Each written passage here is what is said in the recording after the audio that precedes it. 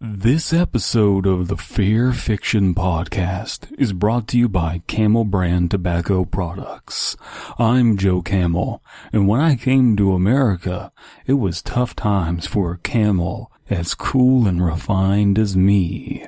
Right now, America's going through a tough time again, so please go out and panic buy as many cartons of Camel cigarettes as you can get your hands on. It's the only way to feel in control of what's happening around you. Today's episode features our boys reading about embracing their true nature and spreading their wings.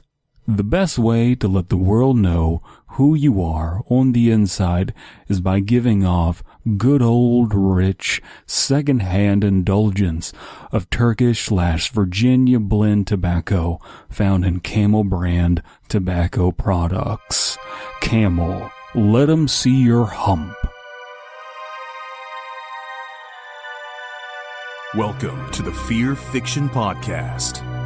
Fearfic is the term for short horror fiction, mostly posted on the web. It includes any and all related subgenres. Join three assholes talking basement goo Slimebeast, inebriated interstellar traveler Abysmii, and irritable ghostly man horde Dead Palette, as they read all stories horror and internet related, paragraph by paragraph, and bullshit while they do it. From adolescent revenge fantasies to subtle postmodern narratives about real-life events and everything in between, they read it and critique. You better believe it. Kick it to the cold open, white boy. It was quite a while into elementary school before I figured out that it's called a rough draft, because I really thought it was rough giraffe for the longest time, I had no idea where the phrase came from. I just had a picture in my mind of like a dirty, like rough and tumble giraffe who just was one to just not even come home after work, not even say a word, and just throw you down in bed. You know, that type of giraffe. Tie you down, make you watch Pinocchio. Fuck! Stop it with that. No. I think that the idea of a rough giraffe was much more enthusiastic to me. But then I found out the word draft, which was a word I previously did not know, and I was let down. I had much less enthusiasm for writing rough drafts. One that took me forever to stop mishearing was buck naked, not butt naked, buck naked. Apparently, I've been saying that wrong my entire damn life. Yeah. You can have a butt that's naked, and you can have a buck that's naked. But the act of being buck naked it's buck naked, which I don't truly understand the etymology of, but apparently that's the proper version. Well, bucks are normally naked. Yeah, but so are all animals, so why not, like, bare naked? Humans I guess aren't. Well, depends on the human, I guess. Yeah, when I was a kid, I totally misunderstood the term, I'm just going out for cigarettes, which apparently means something completely different. I'm, never coming back. Is that correct? No, Correct. It means you're going out for life insurance. Oh, I see. Wait, what? Yeah. Alright. So, rough giraffes are all we read on the Fearfic Podcast. Because every story we read is a rough giraffe that never gets edited or polished. I would say that most of what we read is probably like maybe a second draft, but not a final one. I think it's not a pure rough draft. It's like a giraffe that's seen some action, but like is getting its life together. it's sort of like maybe a little bit of a raggedy giraffe. Mm-hmm. Yeah. A giraffe that's just streetwise, but going back to college, getting its nursing degree. Right. Streetwise, but getting a nursing degree. Now I'm picturing like some Spike Lee movie about some dude from the hood's getting his nursing degree. We need 30 cc to penicillin. Nah, man, get him some coke. He'll be fine. Yeah. Can we see that? Rough Giraffe, directed and written by Spike Lee. Yes. Oh, God. He's hemorrhaging internally. Nah, dude, it's fine. Every answer is nah, man. What the fuck? I've been shot. Nah, man. You haven't. I've seen bullet wounds. That ain't nothing. Oh, man. Yeah, I know. I shot you. Is this just an animated cartoon of giraffes just going about their business? Yes. Yes. Oh my god. What an absolute Chinese dog bath. Rough giraffe. I gotta give you credit though, DP. You knew how the Chinese dog bath turned out, and you still stuck your neck out with the rough giraffe. Wasn't much of a tall tale, but yet, here we are. Savannah. Anyway, what are we reading? You just gotta reach for the greens. Yep. The collard greens in the case of Spike Lee's. God damn it. Jesus. Direct-to-DVD. Do not, I know where this is going, do not connect this to the themes of the last episode we recorded when we were talking about a movie from Blumhouse. Do not connect that. Nobody out there connect it, not even in your mind. Okay, anyway. Holy shit. Alright, so I'm gonna stop recording. Let's do that all again. No. No. Let's try again. No. Welcome to the Fear Fiction Podcast. Fearfic is the term for Elias, cut in the intro to some other podcast. Just steal it. Steal someone else's podcast. Hello, okay, everyone. We're live. You went to Sucka. I was going to Joe Rogan. Hello, everyone. Welcome to the Joe Rogan Show. I'm Joe Rogan's special favorite proposal. I'm going to the rough giraffe. I'm the rough giraffe, children. Look out for me. What? You don't want me hanging around for very long. I like to smoke, children. What? Oh, man, it's got to be difficult for a giraffe to smoke. Let's go hang around the gas station. How does that... Man, you just... I'm just imagining a giraffe trying to hit a hookah real hard. It's not difficult. They just get it from cigarette trees. Whatever. Yeah. But if they're trying to inhale it, man, it's got to travel so far. Well, that extends the smooth aftertaste. It's fine. I see. They really fucked up when they made it Joe Camel. If it was Joe Giraffe, maybe the government wouldn't have made them stop using him. That wouldn't be as cool artwork-wise. Joe Giraffe. Yeah, because Joe Giraffe was so fucking cool. Joe Camel? Yes, precisely. Listen. God. But no, I like... When I picked up menthols at the age of 8, it was because the artwork was cool, all right? Yeah. I like looking at the pictures. It's just... Yeah, well, you're a furry. So, yeah, but... Who is there a furry whose persona is Joe Camel? No, but I'm gonna do that now. Just invade furry spaces. Yeah. Just hand out cigarettes. Yeah. Hey kids, want to smoke? God damn it. Oh my god. Hey guys, you seem like some real party animals. Want to try some cigarettes? We've had the band Joe Camel 1998 from every furry convention. This is the best idea. The Joe Rogan podcast, but it's Joe Camel. Someone please make their persona Joe Camel and just go to conventions and just screw with people. Double. Make a Joe Camel costume and go to furry convention. Yes. Film Hey, aren't you a cutie? What's under that leather jacket? It's a bunch of cigarettes. You want to smoke? Yeah. Just as a bunch of cigarettes ready. Hey, oh boy. Your wolf bat costume is pretty cool, but not as cool as the sensation of taking a drag off of one of these babies. Fuck. Meet me by the 7-Eleven. Man, your dad went out for cigarettes? That's terrible. How about some cigarettes? It's okay. I was hanging out with your dad. He'll be back soon. You know what? You know what'd be funny? Just go to a furry convention and offer like a cash reward for anybody who can get their father on the phone.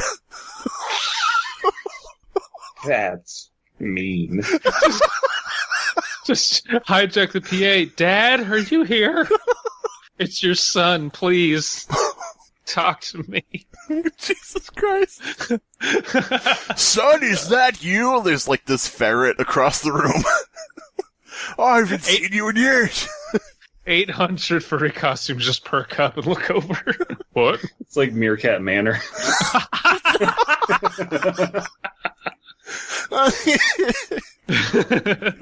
Oh, fuck. Oh, man. You fucked me up with fucking Joe Camel as a furry. That's the best thing ever. Because that's like the one furry trope that no one would want. That's so perfect.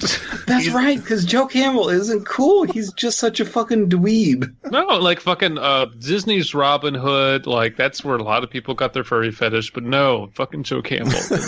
Fucking Joe Camel, the Abysmii story. What if instead of like convincing, young people to smoke like Joe Camel allegedly did, what if it just turned them into furries and they're like, nah, the smoking thing, I don't know about that. But Maybe being an animal? Stop, yeah. Yeah. Animals in coats? Amazing.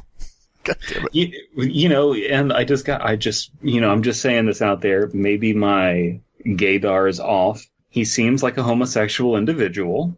Maybe.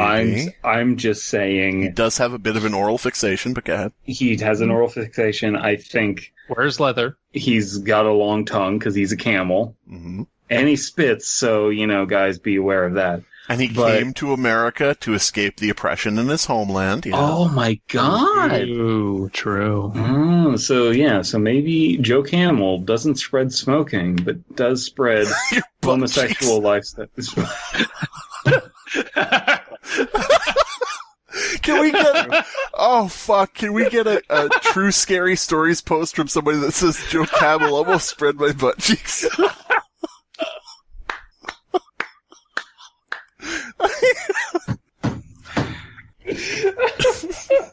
Why aren't we still on r/creepy encounters? Oh, because it sucks? It did. The payoff wasn't good. It was interesting along the way, but then, yeah. Oh. Either that or go to a furry convention dressed as a Ninja Turtle and just kick the shit out of everybody. Mutants! Just one or the other. Go one way or the other. Oh, man. Go ahead. Go ahead, That's Abysmii. right now. I can't. You can get it out. I believe in Why you. is Joe Camel the fucking funniest thing of this full fucking month? Oh my god. Oh, God. Fearfic Nation, if I don't see a fucking shit post on No Sleep that says Joe Camel spread my butt cheeks and now I wish I had it, I'm gonna be very disappointed. Is he going to show up in Smash? Joe Camel lights a fag into Smash. God damn it. Then I might actually pick up Smash Brothers. All right, so how does this, what we're doing, how does this relate to dressing up in strange costumes? I don't know. It doesn't. It doesn't at all. Oh my god, Abysmii, it does. Abysmii is broken. Oh, okay, I'm sorry. We're on our Shut up. So I can't fucking read right now. Oh my god. Alright, so we're on r/scary stories, a subreddit that exists that we don't own for some reason. We don't, because We'll it's get there. actually There's one problematic. moderator. We might be able to take it from him. Get off. Maybe. This story is entitled, My Wife and Son Cannot Function Properly in Life. I can't speak properly in life without seeing me in a dress every morning. And who is the author? It's short story 1. Oh boy. I love this so much already. Whew. Okay. Here we go, I guess. r/scary stories. Where have you been all my life? Again.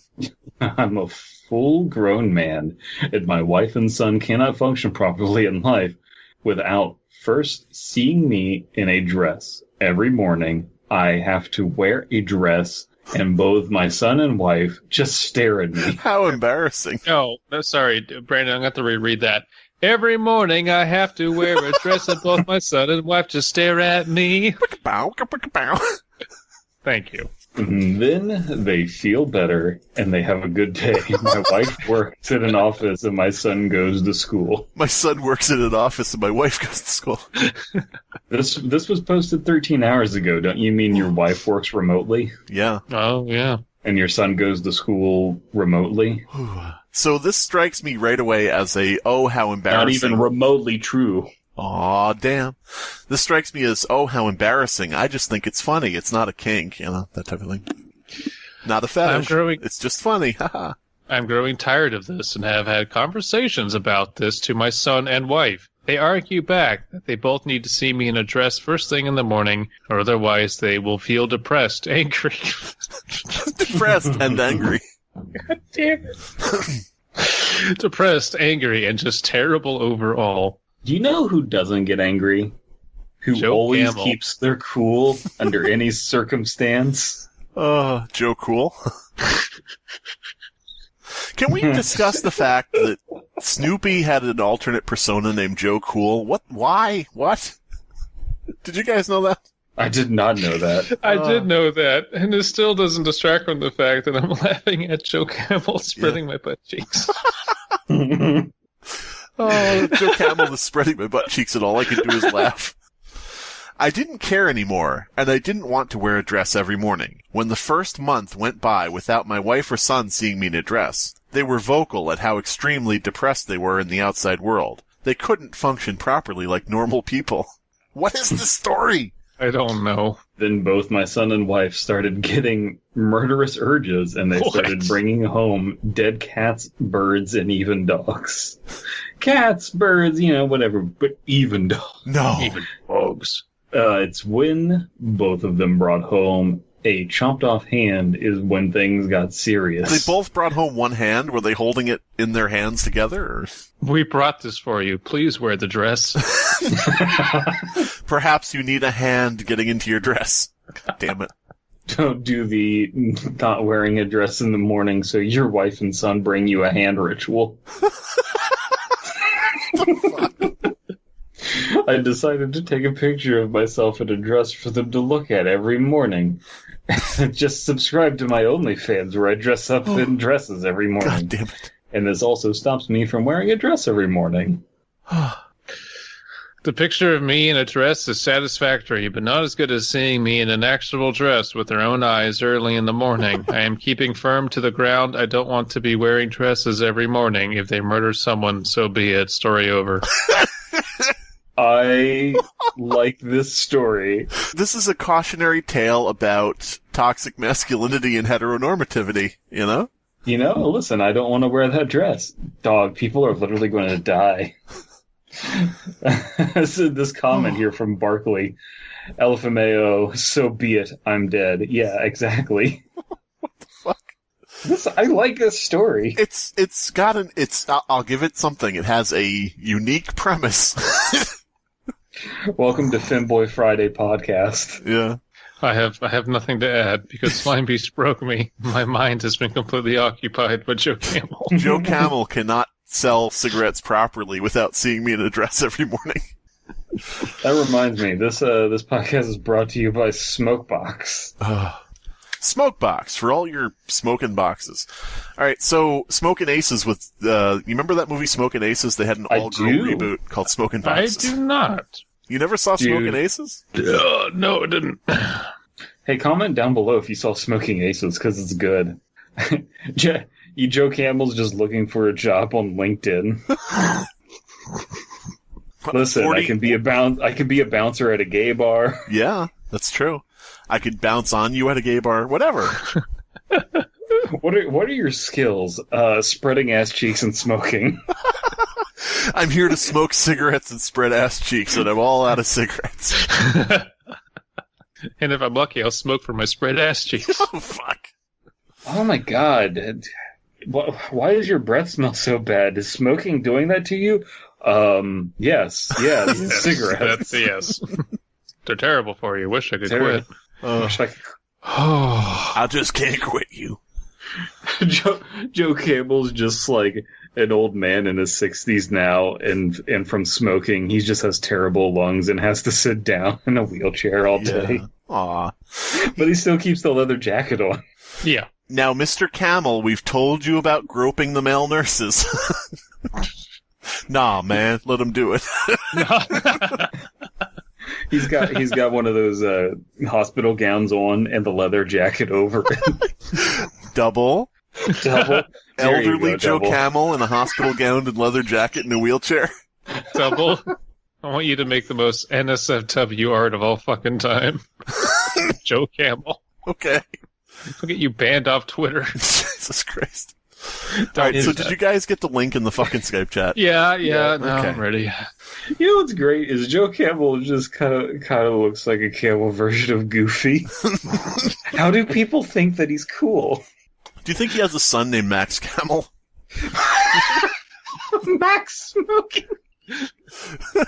I learned it from watching you, Dad. Fuck. Good job, son. Yeah. That's how I raised you. That's how I raised you.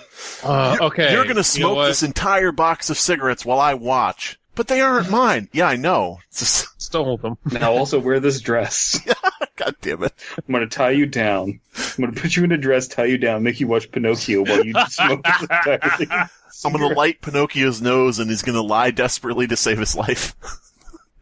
Because the fire will be spreading to his body. That's a fucked up visual. Actually, this author name is important. So the author is... Sorry, okay, the title is My Husband is Nocturnal, Yet He Lacks the Common Plumage. And the author is Norman Crane. Yes, okay. I'm Norman Crane. Go ahead. As someone who is a moderator on r/creepypasta and other related subreddits, I've been getting several reports about Norman Crane posting stolen stories. Uh-oh. I haven't seen... I've tried to search the story titles. I've gone through Norman Crane's post history, like the public version. I don't see any evidence. I'm not saying that it hasn't been done. Please, message us or something with some proof, because otherwise someone's just disparaging Norman Crane here. It's getting annoying. Please follow up, or fuck off. That's it. Until we see some proof, we'll just assume that this is written by him. I don't see any, I don't see a post anywhere else under any other name. Sorry. So please link it to me if this is the case. Maybe he's reporting himself as some sort of ARG. Please make sure to report it to Abysmii. Do not report it to me. My mod ship is purely, what's the term? Decorative. Mm-hmm. Oh yeah, that's right. I have to give you your powers back, don't I? I don't want mod privileges. I want the appearance of mod privileges. Yeah. That's literally the situation I am in. So, people won't argue with me because of the implication. Yeah. People will stop smoking. Why? Because of the because Joe Camel will spread their butt cheeks. God damn it! Listen, people have been spreading rumors about my spreading. Listen, why wasn't that in the anti-smoking ads? Like they just make a fucking parody of Joe Camel. He's just like, "Look, kid, you gonna smoke this, or I'm gonna spread your butt cheeks." Yeah, I wonder why. They didn't run that PSA during Saturday morning cartoons. So you just replace one health crisis of smoking with gay panic. The two are happening at the same time. Whatever. Hey kids, my name is Gabe Panic, and I'm here to talk about Joe Camel. So family values Abysmii against smoking, against homosexuality. The two leading health crises of our time. Oh. Kidding. Don't mean either of those. I mean, smoking is bad. Yeah, whatever. I don't mean either of those. Smoke it up, you bitches. Can we get a reboot of Sorry, guys, this is just the Joe Camel podcast now. Can we get a reboot of Joe Camel and he's, young and hip with, a sleeveless hoodie and he's vaping now? Yes. Can we call this episode... That's his son! That's his son! Yeah. Max Smoke. Yeah. Jose Camel. Can we just name this episode the Joe Camel Experience? Yeah.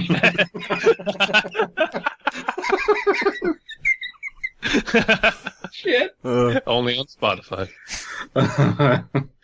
My husband is nocturnal, yet he lacks the common plumage. I can't see he ever stopped loving us. That would be unfair. All I can say is that one day he became a little distant. I thought that said a little dentist. One day he became a little dentist. What? Slimebeast, what would you do if you went to your dentist and then, he was a midget? The usual dentist isn't in, but we have our pro tem dentist, and it was this tiny, tiny little dentist, and they just came up to you, but they held a regular size scalpel or whatever that is, and said, "All right, open up." Scalpel? What the fuck am I having done? A tooth scraping device. I see. I probably would pick up the tiny dentist and say, I'd pick him up by the back of his collar, and I'd say, a tiny dentist, you could live in my mouth and take care of it 24/7, and I just would throw him in my mouth. Oh, wow. Okay. Yeah. Just have him clean my mouth 24/7. Well, Fair is enough. the dentist that tiny? Yeah. Okay. I'm imagining like an inch high. Okay, that's way tiny. I was thinking like maybe like a foot and a half. No, like tiny little dentist. Yeah, the only times I would let him out of my mouth would be to eat, sleep, use the restroom, and bathe, I guess. But other than that, he would live in my mouth, and he would just constantly scrub away. Well, he Fair could just clean your teeth and bathe at the same time. Yeah, no. I'm not sucking all the man dirt off of a tiny dentist, okay? Okay, what if he excretes fluoride? It's not a fucking jawbreaker, dude. Then he could like take a dump and also clean your teeth at the same time. So wait a minute, this is a magical elf now that shits fluoride or something? Or what? No, Slimebeast, it's a perfectly accurate 1 inch tall sentient being that's a dentist. But does it have the fully functioning memories of a real dentist, or is it just like a newly spawned creature that has no... It doesn't fucking matter. What? Okay, It's a dentist homunculus. It's a faefolk dentist. That's what it is. Okay, it's a dentunculus? What? Oh, it's your favorite dentist. Okay, my one ask here, can the dentist be female? Yes, of course. Okay, all qualms are gone then, okay. Slimebeast outed. Latest kink, putting small women in mouth. Yeah. Oh, God. Make me a sandwich, clean my teeth. Make me a tiny series of sandwiches. Make me a sandwich, clean my teeth. These are the demands of the Slimebeast. Yes! Double, I want you to make this children's book What cover. is happening? Yes, Double, make an entire children's book about me putting tiny women in my mouth. The whole book? That'd be unfair. It's too much work. Okay, Double, I need you to dress up as Joe Camel, go to furry conventions and sell children's books. Just pencil that into your schedule. You'll find time. What is happening? I don't know. You're drunk. Oh, no, yes, I am. I am very much into the whiskey right now. That's probably why Joe Camel made me laugh so much. Abysmii has always been into whiskey, but yes. Okay. Let's spread this open. Yeah. Has always been a little distant. With the ass wide open? Okay, good. Little distant in an unusual way. Not like the way people become distant when they cheat on each other. More like the way a cat is distant from a person or a space is distant from the earth. Or Earth is like in space. like it's a question of nature, a deep question. Already from the first sign, I had the impression that there was a fundamental misalignment of not who, but what we are. This reads like a fucking Twilight Zone opening. Imagine, if you will, a cat in space, forever knocking a glass of milk off a countertop. No, Orbits and comes back to the place where it once was. In was. your mouth, excreting fluoride. A tiny dentist in your mouth, yes. Okay, so imagine instead of it's just Mandela effect. It's like, does anyone remember that episode of Twilight Zone where Joe Camel guest hosted? It's just Imagine, if you will, a tiny dentist in your mouth as Joe Camel offers you a cigarette. Do you smoke, killing the tiny dentist within, or do you decide to... Oh, he's had a stroke. That explains it all. Imagine all the dentists living in your mouth. Yo-ho!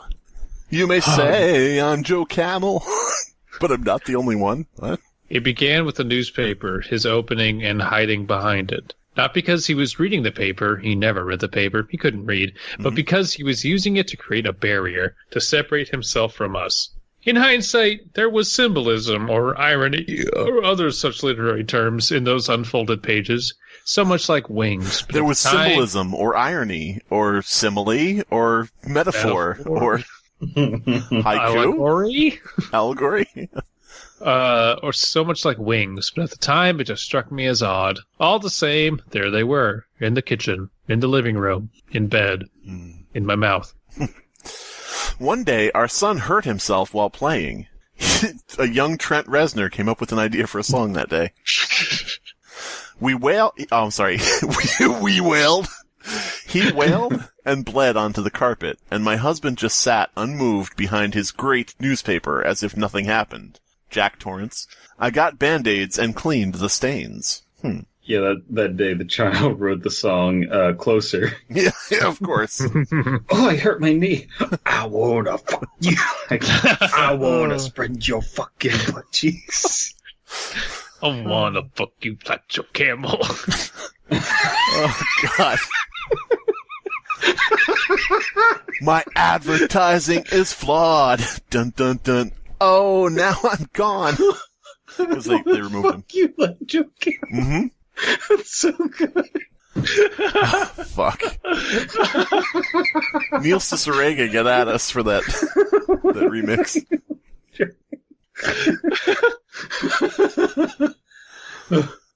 This is the dumbest episode I've ever done.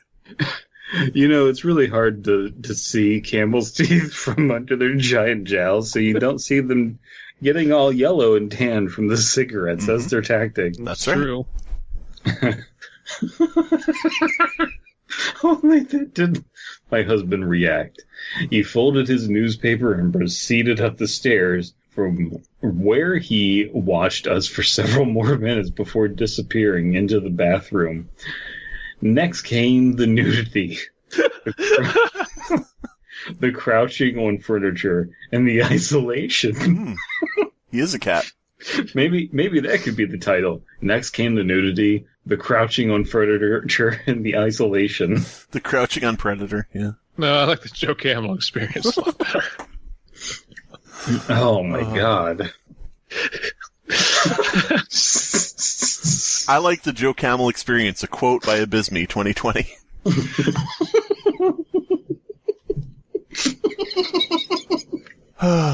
You guys. You guys. I can't take you anywhere. This always happens. Every time we sit down here at Olive Garden to record the podcast, everybody ends up staring at us because you guys get the sillies. You haven't touched your steaks. Who the fuck ordered steak at Olive Garden? I don't know. You guys are fucking nuts. I know, but like, we have all of this food in front of us. We got all these unlimited breadsticks. I'm just saying, it's a great spread. Mm-hmm. It is indeed.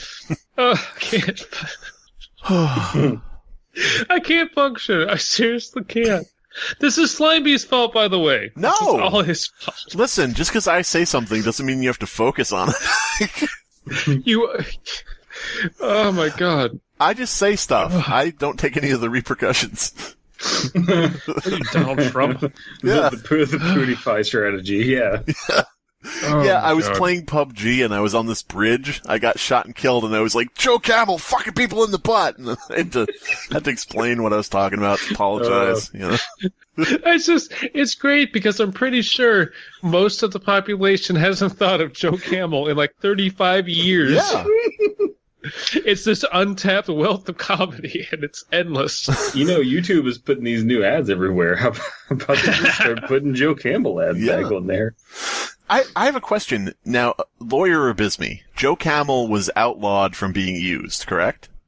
Not a lawyer, but I do know that there was a really, really, really restrictive clamping down on how tobacco companies could advertise, not just on like the mediums as far as radio and television and movies and billboards, but also, yes, what they could use. And I don't know if Joe Camel was outlawed, but I do know that I think he can't be shown in any place where a child might be influenced by it. He's haram. Mm. Joe Camel is haram. He was basically canceled, but the thing is, I'm wondering if the company can't really use him anymore, does that make him tantamount to public domain, Abysmii? No. Say yes. Again, not a lawyer. Not a lawyer, but like just because you're barred from using a certain artwork doesn't mean that it didn't exist in the first place, and you don't hold the intellectual property rights to Boo. it. It's just, yeah, sorry. Boo. It'd be great if we could fucking appropriate Joe Camel and use it to our own devices. That'd be amazing, but I don't think it would be legal. So you were saying, just to get this clear, you're saying I can't write a 200-page children's light novel that's just like young child book about Joe Camel saving the day in World War II. I can't do that. Probably not, but you could write Joe Camel Goes to Fudanari High. Why don't you just write Twilight, but it's Joe Camel? By the time I came home from work to find him naked and perched on the armrest of the living room sofa, I knew there was likely a mental problem. There was no talking to him about it, however, because he flat out refused to say anything. I warned him that if his behavior continued, he would have to move out, or at least temporarily, because he was freaking out the kids. But there was no response beyond the predatory stare of those big, unblinking eyes. I would say this story so far is not bad. If it is written by the student, not stolen. It's not a bad story, and it is a novel concept, and I could see this being like an old story from like the era of like Edgar Allan Poe and things like that.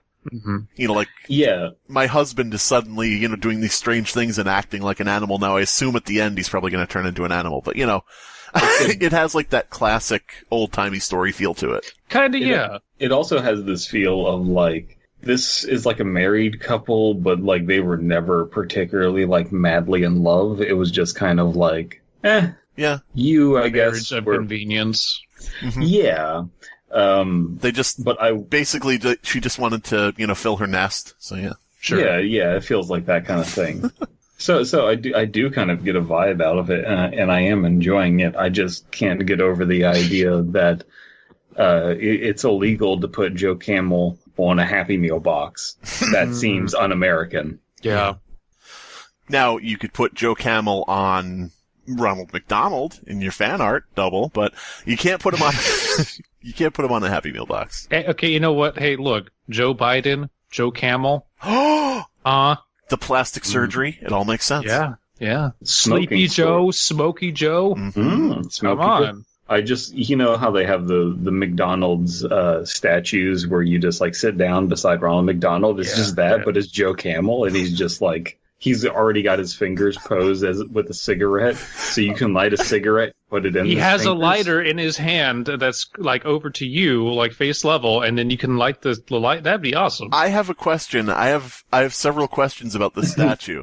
Why is there a statue of Joe Camel on this bench? Why does it have its dick out? And why is the bench in the sketchy part of the state park? Why is it out in the dark by the men's room? I believe you've answered all of your questions through asking them. Yet he must have understood, because from that day on, he spent most of his time away from us, in the garage, the cellar, and the attic, and on the roof, and in the trees. This also feels Kafkaesque. Mm-hmm. Yeah. Which I It's pretty surreal. Joe Camel, smoking, Kafka. Yeah, it all makes sense. God only knows what he did in there, but I'll never forget the night sounds and the night moves, the squeaks and shrieks and the thuds, which always preceded a silence that was somehow even more uncomfortable than the noises before it. So catching mice, I guess. And it all coincided with the disappearance of the mice that moved into our cellar every summer. Mm-hmm. So that I understood he must be hunting even before that awful day when he joined us unexpectedly for breakfast, nude, of course, and crouching on his chair, and in full view of me and the kids proceeded to vomit up a half-digested rodent that hit the tabletop with the most gruesome plop. Tabletop with the gruesome plop. I like the imagery. I like the story and the way it's going. That is a tremendous run-on sentence, though. Yeah.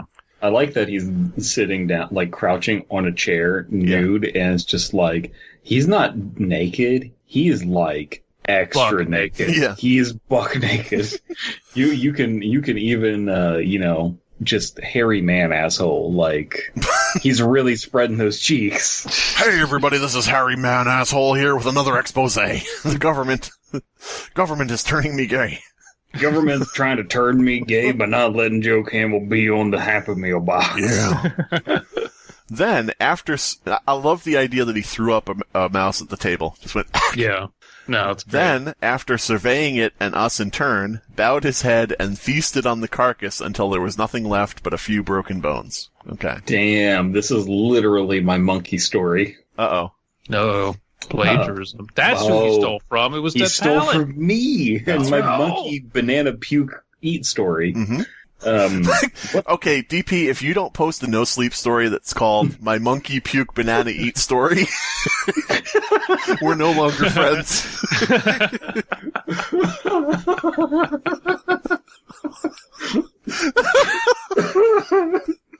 And then at the end just say P.S. It wasn't really a monkey, it was a Wendigo, and that's it. What's wrong with Daddy? My daughter would sometimes ask. He's going through a hard time, I'd answer, reassuring her that we still loved him and he loved us. I put the kids into therapy. The kids put me into therapy. Now it's a Ray Bradbury story. The kids put me in therapy. Oh my god. But what they told the therapist and what she believed about us, I'll never know. As for myself, I held off, hoping I was strong enough to deal with this transformation on my own. And for a while I was. Late summer turned into early fall, and we developed a working rhythm to our lives. It helped that by now my husband was almost entirely nocturnal, spending our waking hours asleep in some hidden corner of the house and becoming active while we slept, and increasingly outdoors at that. Is r/scary stories actually in a hidden gem, a diamond in the rough of fun content? I mean, I see it recommended a lot as an alternative to No Sleep. Oh. Where people say hey, I want to post this, but in third person. Hey, I have a story where, the narrator dies. Hey, and, all this creative stuff that No Sleep doesn't allow, and everyone says, oh, yeah, do scary stories or short scary stories or something. So I think this is very possibly a repository where people come to put their interesting, fun stories. It's possible. For a while, I was afraid of what the neighbors might think if they caught him stalking around the subdivision at night. But time helped with that. There were no strange looks, no whispered comments, no heads turned in disgust, and I realized that he was being careful, if that's the right word. I doubted he cared much about their opinions or how those opinions would reflect on us. I admit I dreaded being known as the wife of that freak, but he was a predator now, and a good predator had to be invisible, until he swept in for the kill. Mice, rats, rabbits, perhaps other birds. I followed. Now, when it says perhaps other birds, does it really mean birds? Or since he's a person, does it mean perhaps other people? I don't know, because they did say plumage in the title. I followed him once, out into the darkness, down our street, and quietly into the forest that grew along the edge of the subdivision. Wait a second. What do camels eat? Cigarettes? Sand. Sand. They eat sand, they poop sand. Basically, they just filter the desert constantly. Yeah. Why did you sound like Superintendent Chalmers? Sanders? Sand. Oh, God. Joe Camel? Yes. In your kitchen? Yes. At this time of day? Yes. Can I see current him? year? No. By God, what is that smoking? Yes. Joe Camel. Damn it, Can I can't see breathe. him? No. He truly seemed at home there. He moved with a grace I'd never seen before and climbed trees better than any man I'd known. His body, no doubt starved by the first few weeks when he was still learning how to catch prey, or learning to catch his prey, was lean and muscular in the moonlight. He was attractive. If he saw me trailing him, and likely he did, he showed no sign of it, and merely ascended one of the tall oaks and clung there, scanning his wild domain with slow, fluid motions of the neck, and every once in a while letting out a deep and masculine hoot. So this is interesting. Huh? This woman's a furry. Well, this is interesting because it's like, the more he's distancing himself from her and becoming self-reliant, the more she's attracted to him. Yeah. Like, when he's just the house husband who is distant, it's like, meh, peh. But now now he's interesting, now he's dangerous. This really feels like a play on Metamorphosis by Kafka. It kind of feels like the movie Splice. Oh, God. But at the same time, it also kind of seems like the character from Always Sunny that is slowly turning herself into a cat. I have to insist that I be addressed as a cat as I am transitioning into a cat. Everybody knows I didn't kill her. There's a video of her prancing around on the roof like an asshole. She falls down and breaks her neck. How come you guys didn't show that? I just love that phrase, prancing around on the roof like an asshole. It's so perfect. I think we're also dealing with a... Yeah, it is a metamorphosis kind of thing. I don't know. I'm just wondering if we're going to get some sort of explanation. I doubt it very much. I think it'll just end with him fully becoming an animal and leaving or something. Which is fine if you enjoy the ride along the way. But yeah, that's Not everyone can be Kafka. It's the ashcan fiction of a magical scenario. True. If that were the way it turned out. Yeah. And it's my turn to read. Oh, sorry. That autumn must have been the crowning moment of his existence. In a way, I was proud of him. He's just going out there. He's cleaning his room. He's reading Jordan Peterson. He's just he's doing what he needs to do. But winter came early that year. The temperatures dropped, and the persistent snow drove little forest creatures into hiding. Yet my husband did not give up his owlness. Mm-hmm. Like his illness, his owlness. Owlness Everdeen. Owlness, yeah. I like the invention of words and stories.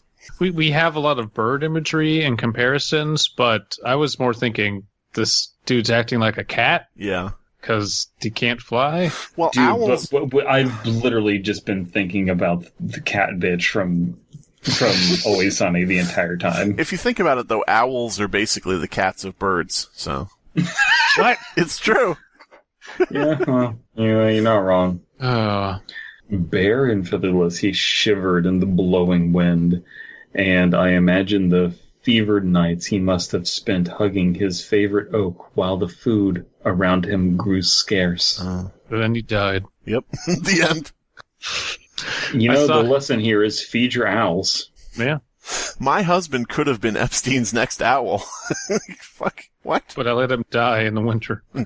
I saw him infrequently in those days, but when I did, I noted how gray and wrinkled he looked, even from the distance he now kept from me. Once I left scraps of meat for him, the only time I did anything that could be seen as encouraging his behavior. But he didn't take them. And they must have... I mean, that's our first problem. But he didn't take them, and they must have fed some other animal instead. My name was Slimebeast, and I fed a bunch of dogs with pizza rolls. I noticed, too, that sometimes he was marked with blood, and it pained me to know how brutal life can be, and how he must have fought with other predators for survival. But I admit, I did not suspect him when the first neighborhood child disappeared. Oh. So the food has run out, so he's moved on to other prey. Oh my god, is this actually a passable origin story for a fucking icon pasta? Yeah, God, is this a legitimately good backstory for a fucking creature? Child disappeared. Is this a possible explanation of Epstein? Soul-entered man. Owlstein. Avelstein's metamorphosis. I didn't want to accept that he was capable, let alone culpable. Yes, he was a changed thing that had grown accustomed to killing small mammals, but I still saw in him the sweet man I'd married. However distant those times now seemed, and I didn't want to believe that he was capable of murder. Did I love him? Yes, in the way you might love a beautiful landscape, one that fills your soul with awe. But my inaction was motivated more by how I remembered our youthful love. Warm, intimate, and bursting with potential for a perfect life. It's hard to give that up. It's hard to let you down and run around and hurt you. This bitch was an Esther. An Esther? A Nestor. She didn't... I thought that was some term I didn't know. She's an Esther, dude. It's like a Mary Sue, but... I think she's becoming an Esther, and by that I mean a woman in a sexless marriage. Yeah. It almost... Did we coin another fucking phrase? Yeah, it's kind of, Karen is a person that, complains a lot, and then Esther is a woman who's in a sexless marriage. Yeah, okay, good. It almost feels like this is a metaphor for a husband or even just like a partner who works too much, and it slowly drains them of their humanity, and they become very distant from their spouse, from their kids, and their partner says, I really appreciate that you're providing for us, but, I didn't marry you just so you could do that. Like, I want to, be with you. So what you're saying is he's the hunter-gatherer. Kind of, yeah, like, however you want to phrase it, but yeah. Well, I think, in the literal sense, I think that this is a commentary on a woman who married a man who works at Hooters. Femboy Hooters, yeah. He had to become lean to fit in with the clientele. Yes, absolutely. He was just like a very masculine man, kind of had a beer gut, a nice beard with a little touch of gray in there. Just slowly turns into a femboy. He started trying all these weird diets, like only eating what you can hunt. It was strange. Listen, only eat what you can hunt. Mm-hmm. He came home one day and said, child meat is the most lean of the protein. Fuck. That's a good news story. When the second and third child disappeared, I knew it was him, but I still remained silent because silence is violence. When the police interviewed me, I told them my husband had gone away for work, and I instructed the kids to do the same. I stayed up. My kids disappeared. Mm-hmm. I stayed up the entire night, sleepless not only with the guilt of knowing that he had done of what he had done, but that he would surely do it again. Mm-hmm. But how would I ever tell the police? What words and phrases? I tried writing it down, but it all sounded absurd. My husband is an owl. I mean, you think it'd be easier? You think it'd be easier just to, if the police come to your door, knock, knock, knock. Hi, ma'am, we are investigating the child disappearances. Please tell me, when's the last time you saw your husband? Oh, he's right over there in that tree. Ah! He's crazy, but no, he didn't kill him. When was the last time you saw your husband? Who? Oh, fuck you. So do you think the children are disappearing because he's giving them letters from Hogwarts? They're going off to school. Mr. Owl, how many licks does it take to scar a child? How many licks does it take to get to the center of a toddler's skull? 1, 2, 3.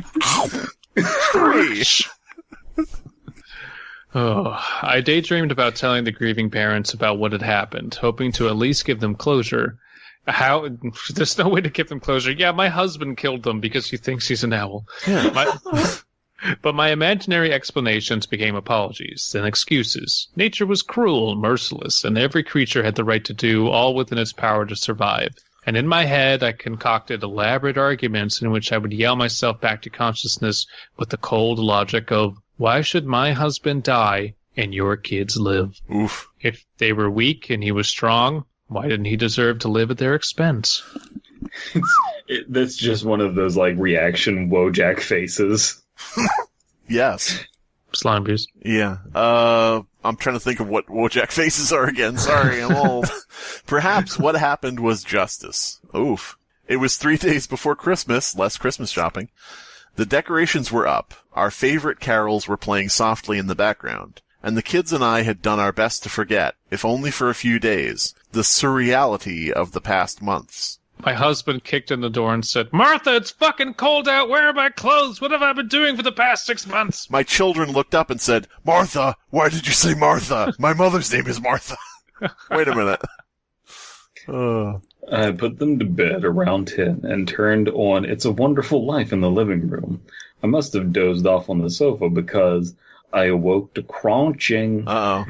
Within seconds, I was alert and heading up the stairs. My heart raced, my knees weak, arms heavy. Coldness rushed down the... Children on my sweater already. Coldness rushed down the upstairs hallway, and immediately I noticed my son's bedroom door was open. I ran into it. I looked inside. I saw... across the volumes of snow-infested air, my husband and my daughter crouching over my son's limp, open body, followed by the dreadful moment that they both lifted their heads, hot blood dripping down their faces, their big eyes staring absently at me, and intoned those hideous, echoing sounds. Yeah, that sure is fucking scary. I'm spooked. Dude, I don't know.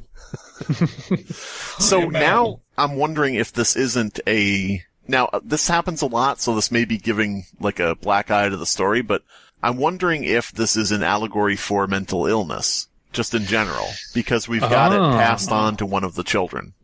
There's always that fear, with parents and shit. I really do think that Abysmii is on the head. This is very Kafkaesque. It's very much so being separated from your life because your work-life balance sucks and you have a soulless job. That's what I get out of it. Now, is it really about the work life, or is it about the parenting life? I shouldn't say the parenting life. I should say the mother life. The mother's thing. I have to imagine, like, maybe kind of like it's implied. Well, it depends on the mother. The divorce happened behind the scenes, and this is the first Christmas without the family together. And this is all just kind of symbolism for not having dad around. I don't know. Like, I'm totally reading into it. I think that this story is crafted in a way which you can read multiple ways into it, which is good. I'm quite fond of this. But let me just finish off these 2 paragraphs and we'll discuss.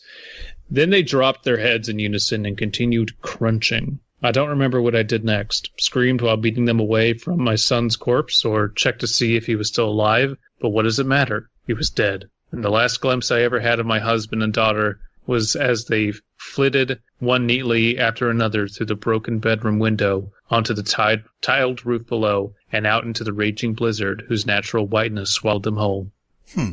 Whiteness is a disease. Well, now... Owlness is a disease. Now I'm wondering if Slimebeast is correct and that mental illness is taking each of them slowly. And, like, she can't... And, like, how they suffer is a source of shame for her, and she doesn't know how to explain that to her neighbors. Are any of us wrong? I think because, all of these work. Yeah, no, I think this is a well-crafted... Granted, it's taking... even if not intentionally, heavy inspiration from Kafka, but it works, and it's despite all the stupid shit we said in the first part of the story. I want to point out 3 things. 1, if this is written by Norman Crane, because you said that we've been getting a lot of reports of him stealing stories, but I don't know. Oh, allegations. Don't know if they're true. Well, like reports, like his posts have been reported, Stop using legal words like allegation and innocent until proven guilty. If he actually wrote this, it's a huge disservice that we have to question it, because this was a very good story. Yeah. And that's like a huge disservice to him if somebody's making false reports about it, because I have Googled some of the lines in the story and I cannot find them anywhere else with Google. Now that doesn't mean it's not, changed or whatever, but who knows. Yeah. Secondly, this only has 16 upvotes, and third, it has 1 comment on this story that was really cool. Now, granted, it was posted 13 hours ago, but I don't see this getting much more traction after this. No, and yeah, that is a shame, because this is one of the better things I think we've ever read on this podcast. Yeah. Yeah, this guy has his own website, normancrane.ca, and things like that. I very much doubt that he's just stealing stories. Yeah, I think someone maybe has an axe to grind against them. I can't imagine why, but I will continue to leave them up unless I see some better evidence, because, I definitely don't want to disparage an author who can produce something like this. This was actually very engaging, very interesting, satisfying to read, too, despite having kind of open interpretation. I'm tired of all of these baseless allegations. I don't know where all of this is coming from. We don't need to know what's on Hunter Camel's laptop. God damn it. Okay, look, he's not dealing in the Ukraine. It's just ridiculous. He's dealing in the owl crane. The owl crane? What the fuck? I don't know. Are you saying that? Are you really trying to end the episode on Owl Crane? Good God. Elias will choose what to end the episode. Are we able to start an episode with a rough giraffe and end with an owl crane? Seriously? Ooh, Are we able to start? Are we able to start with a father leaving for cigarettes and end with a father leaving in the end of the fucking story we just read? Are we really going to make this whole episode rhyme? Seriously? This has been the Fear Fiction Podcast. Your hosts are Abysmii, Dead Palette, and Slimebeast. Music by Abysmii. Art by C.F. Comer. Voiceover by Atticus Jackson. Edited by Elias the Intern. Subscribe to Fearfic on YouTube to stay up to date on new episodes. Hey gang, this episode of the Fear Fiction Podcast was brought to you by Camel brand tobacco products. I'm Max Smoke, adopted son of Joe Camel, and I'm here to talk to you about Camel Clutch. Camel Clutch is a subscription service that sends new Camel brand vape products right to your door each month in the form of non-gender conforming purses. It's the perfect way to get your bi-hourly dose of indoor entirely safe nicotine while social distancing. When I'm commuting to work on my electric moped, I don't have time to stop at a fossil fuel-based gas station to pick up my vaping materials. I also don't want to worry about what I'm going to carry my vape products in. But Camel Clutch solves all of my issues. It's the best way to signal what kind of lifestyle I have as an enthusiastic zoomer, along with my sleeveless hoodie, pink shoes, and owl furry life partner. Camel Clutch isn't like other vape pens on the market. It's actually far more expensive and hard to unsubscribe from. Plus, each clutch comes with a bonus item. This month, it's electric dip. Next month, it's a strap that turns your clutch into a fanny pack. But there's a lot of things you can do with the strap. Use the promo code MANHUMPS at checkout to get 10% off your order. That's Camel Clutch. It's tight. Hey guys. Hey. I know that that we joke around here on the Fear Fiction podcast, but let me tell you about youtube.com/creepypasta. There's one thing that we don't joke about here, and it's not funny, and that is cancer. We do not joke about cancer. So donate to your local cancer charity. That's it. Do not cancel the charity. Mm-hmm. Oh, so I encountered a rake in a honeysuckle grove, and I put some bones on a thing, and there's some blockbuster stories. There's a hole, and I disappeared down that hole, and I learned some stuff about that rake down that hole. And there's a tundra, and we got a lot of cool things uploaded to that youtube.com/creepypasta. A lot of cool narrations, a lot of things that people who like creepypasta will find interesting. So maybe you should just head on over there, click that playlist subscribe button, and just let those videos roll into your earball ports. youtube.com/creepypasta, where our motto is, hey, why'd you stop listening? Please come back. We do have more planned, so stay tuned. Yeah, if you're not there, you're gonna regret it. Big Just say pizza hatch. Put it in your snatch. Come on into Pizza Hatch.